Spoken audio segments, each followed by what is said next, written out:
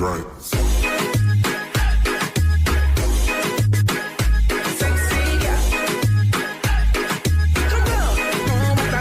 So, I got a couple questions that I'm going to help fill in.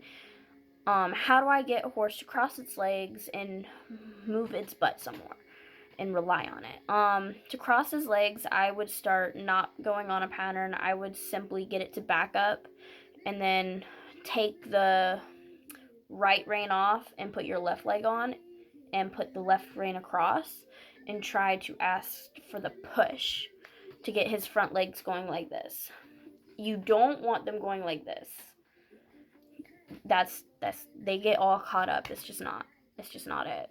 And then to use their butt, start backing them up some. If you have draw reins or let's say split reins, get them to get really nice and soft in the bit and start backing them and doing trotting work with their head down. It'll start to bring up that top line and help make the butt look more round. Or you can start going up and down hills. That works too. How do I get a horse to be softer? Ideally, you want to put them in a snaffle. Preferably, I like a D-ring snaffle, 3-piece D-ring, but that's me. And I like to put them in split reins and get them to drop their head and relax before I put any kind of pattern work on them. And then how would you start a pattern on a 10 to 15-year-old horse? Kind of the same thing you do with the babies. You just apply it. You go nice and slow. You get them to know all the basics first. And then you start to get them to use their hindquarters and their legs and just start with big circles. If the horse doesn't really know anything and doesn't know how to move that quickly, you need to do big circles and push and ask for it to go cross to the other side. And if your horse knows her leads, pushing it across and breaking down into the trot and then loping should be just fine.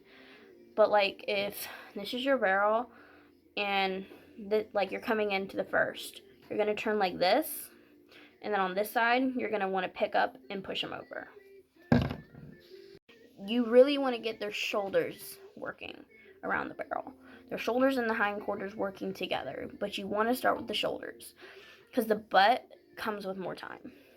So the shoulders, you literally just have to almost side pass. That's why I like to get them crossing. So they know that I can push the shoulder and it doesn't matter what we're doing. They just have to move that way. And how do I stop my horse from going really far off a barrel? Rate a different bit. I'm not saying like a heavy bit, but like maybe try a lighter bit and go back to basics. And then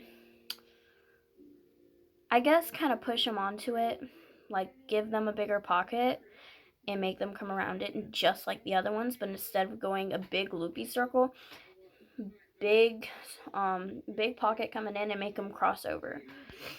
Or you can do a rate drill and make them slam down on their hocks about every 2 strides. So do 1, 2, and then back. 1, 2, and back. I feel like that really helps engage their hindquarters and get them to slow down. Now, if you're running, that's probably what you're going to do. If it's a new horse, let them go that far. And then slowly, month by month, day by day, ask them to get a little closer every single time. The tightness and the snappiness and the pushing comes with time because they have to figure out how to place their feet. Most horses, when they're new, they don't know how to place their feet. They don't know where, so they need that jockey. Once they get about 2 years into it, they really start to understand where to place their feet and to rate and stuff like that. I'm not saying that a younger horse can't figure that out quicker, but it takes a good 2 to 3 years to make a solid horse without rushing the horse, that is. If you rush the horse, yeah, sure, do it in a year, get it sold, but there's going to be so many holes. But I like taking the time to get them really soft and just kind of trotting and making them round their rib cage and give it to me before I put them on a pattern.